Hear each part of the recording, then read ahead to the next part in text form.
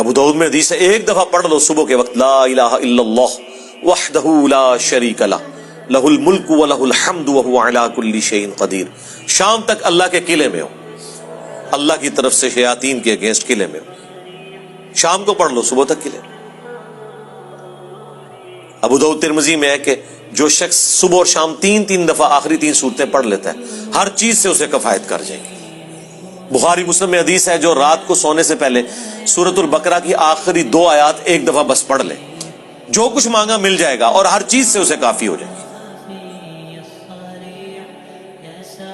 مسلم شریف میں حدیث ہے کہ سبحان اللہ والحمد للہ ولا الہ الا اللہ واللہ اکبر پڑھنا, رسول اللہ فرماتے ہیں مجھے ہر اس چیز سے بڑھ کر محبوب ہے جس پہ سورج طلوع ہوتا ہے.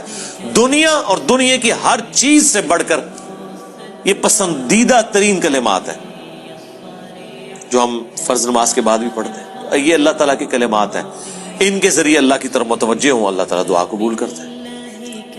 وہ ترمذی میں حدیث ہے ایک شخص آیا, اس نے نماز پڑھی پھر تیزی سے دعا شروع کر دی, آپ نے فرمایا سائل نے جلدی کی.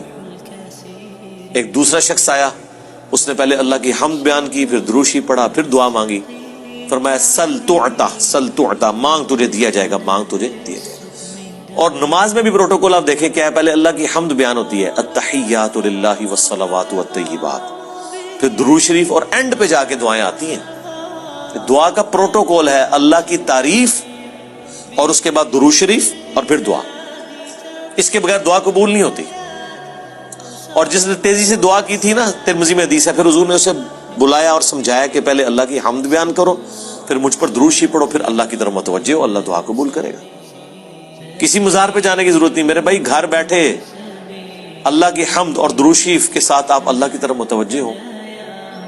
مسلم شریف میں حدیث ہے جو اذان کا جواب دے وہی کلمات ریپیٹ کرے, حی علی الصلاح حی علی الفلاح پہ لا حول ولا قوت الا باللہ کہے, اور اس کے بعد مجھ پر ایک دفعہ درود شریف پڑھے اور الوسیلہ والی دعا مانگ لے, قیامت کے دن میری شفاعت اس کے لیے حلال ہو جائے گی. اللہم اجعلنا منہم آمین. کتنے پیارے پیاری چیزیں ہیں جو نبی علیہ السلام نے تعلیم فرمائی ہیں. ہم نے اس لیے سنت اذکار کارڈ لکھے میرے بھائی, یہ میری سالوں کی محنت ہے جو میں نے ایفرٹ پٹ کر کے اس چیپٹر کو کلوز کر دیا. Green card, blue card, orange card. میں بالکل خبتیوں کی طرح 2008 سے لے کے سمجھ لیں 2010 تک میں نے کوئی حدیث کی کتاب کا چیپٹر نہیں چھوڑا جس میں اللہ کے نبی کے وظائف کو تلاش نہ کروں صلی اللہ علیہ وآلہ وسلم, پھر حدیثوں کی صحت کے پیچھے, پھر جتنے علماء نے اذکار کی کتابیں لکھی وہ, پھر اذکار کارڈ جو چھپے تھے, اس کے بعد میں نے ایک انٹلیکچوئل ترتیب کے ساتھ یہ اذکار کارڈ لکھے, آخرت کا بلو کارڈ اور گرین کارڈ. ہماری ویب سائٹ پہ رکھے ہیں, ڈاؤن لوڈ کریں تو اس کو پڑھیں, ان کے ترجمے بھی ساتھ لکھیں تاکہ آپ کو سوز و گداز فیل ہو. صرف عربی پڑھنے سے تو نہیں آپ کو پتہ چلے گا اگر آپ کو پتہ ہی نہ ہو کہ اس کا مطلب کیا ہے. حسبنا اللہ و نعم الوکیل.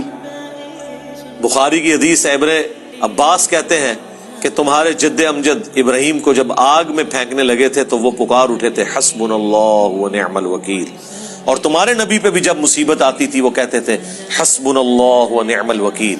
اور اس کا ذکر تو قرآن میں ہے سورہ آل عمران کے اندر کہ جب اہل ایمان کو خبر پہنچی کہ کافر ان کے خلاف سازشیں کر رہے ہیں تو اہل ایمان پکار اٹھے حسبنا اللہ و نعم الوکیل, ہم نے اللہ ہی پر بھروسہ کیا, وہی بہتر کارساز ہے.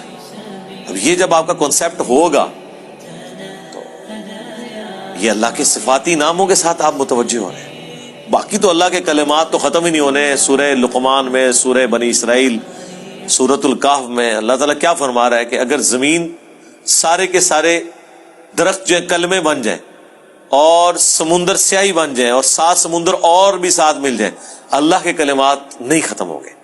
سبحان اللہ و بحمدہ عدد خلقہ ورضا نفسہ وزنۃ عرشہ ومداد کلماتہ.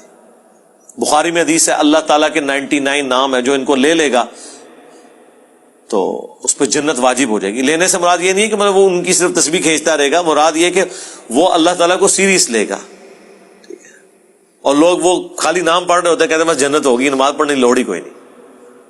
بھائی اگر یہ سنن سعید کبریٰ میں حدیث ہے نا کہ جو آیت الکرسی فرض نماز کے فوراً بعد پڑھتا ہے مرتے ہی جنت میں داخل ہوگا. جنت اور اس کے درمیان صرف موت کا وقفہ ہے, تو اس کے لیے نماز بھی پڑھنی پڑے گی.